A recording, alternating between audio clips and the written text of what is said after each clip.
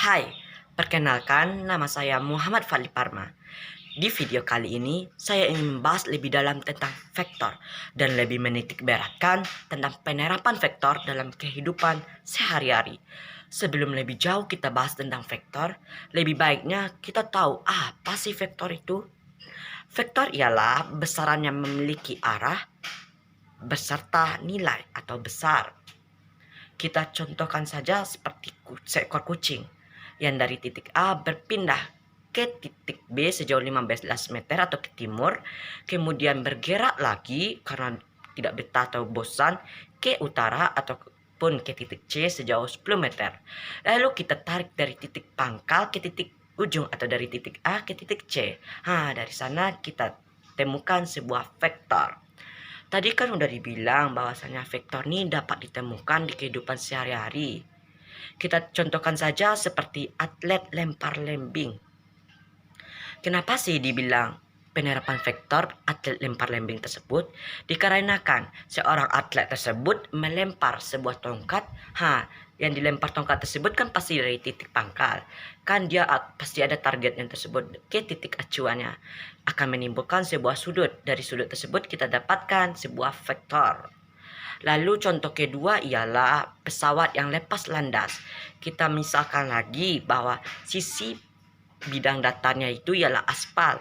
Lalu yang vektornya itu yang pesawat yang lagi lepas landasnya. Selanjutnya kan tadi penerapannya kan kayak jarang kita temukan. Yang lebih umumnya ialah jarak kita ke tempat dituju. Maksudnya apa sih? Misal kita ke A ke B. Misal Fadli dari rumah ke tempat tujuannya kan melewati jalan-jalan. Itu termasuk vektor.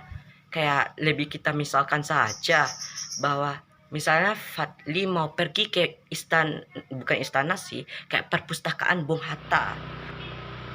Ini merupakan awal perjalanan kita ke perpustakaan Bung Hatta serta menjadi titik pangkal kita untuk mencari vektor selanjutnya. Di depan kita terdapat pertigaan perkumpulan angkot 06.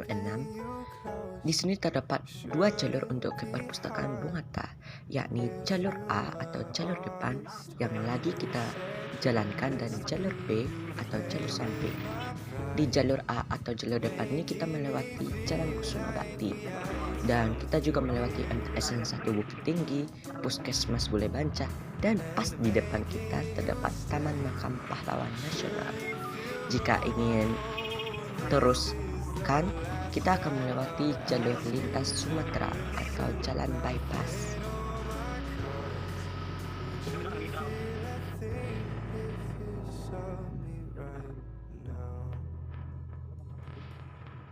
Dan kita udah sampai di perpustakaan Bung Hatta.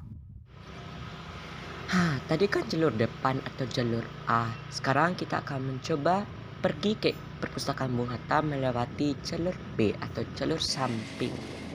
Di sini kita tidak melewati Jalan Kusuma Bakti lagi, tetapi kita melewati Jalan Patanangan.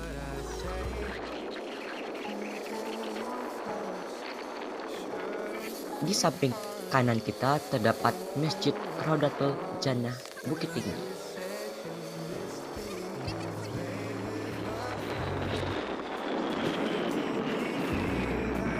Di hadapan kita terdapat pertigaan lagi yang mana memisahkan Jalan Patanangan dengan Jalan Veteran.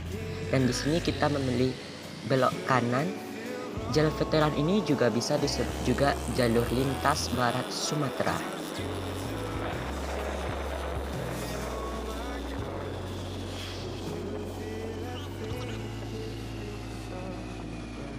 Dan di sini kita udah sampai lagi ke perpustakaan Bung Hatta. Lebih lama dikit ya. Ini merupakan jalur A atau jalur depan yang sudah kita lewati sebelumnya. Di setiap perbelokan kita beri titik-titik. Dan di setiap titik-titik tersebut kita beri huruf dari huruf A hingga huruf M. Untuk huruf A sebagai pangkal vektor dan huruf M sebagai ujung vektor. Dari titik L kita tarik garis ke titik M atau ke perpustakaan Bung Hatta. Dan didapatkan jarak dari titik A ke titik M atau ke perpustakaan Bung Hatta sebesar 892 meter. Selanjutnya dari titik M kita tarik garis K pangkal vektor atau K titik A.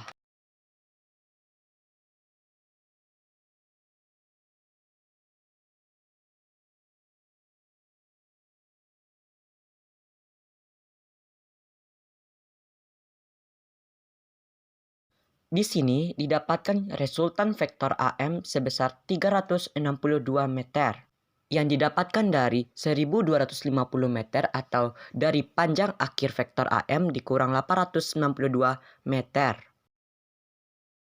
Selanjutnya kita akan mencari vektor di jalur B atau jalur samping.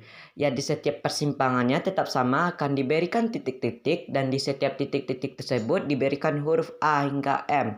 Untuk A sebagai pangkal vektor dan untuk M sebagai ujung vektor. Di vektor A atau jalur depan memiliki nama vektor AM dan di vektor B atau jalur samping memiliki nama vektor AM juga. Namanya sama tapi nggak ada masalah. Di titik L kita tarik garis lurus ke titik M atau di akhir perpustakaan Bung Hatta jalurnya.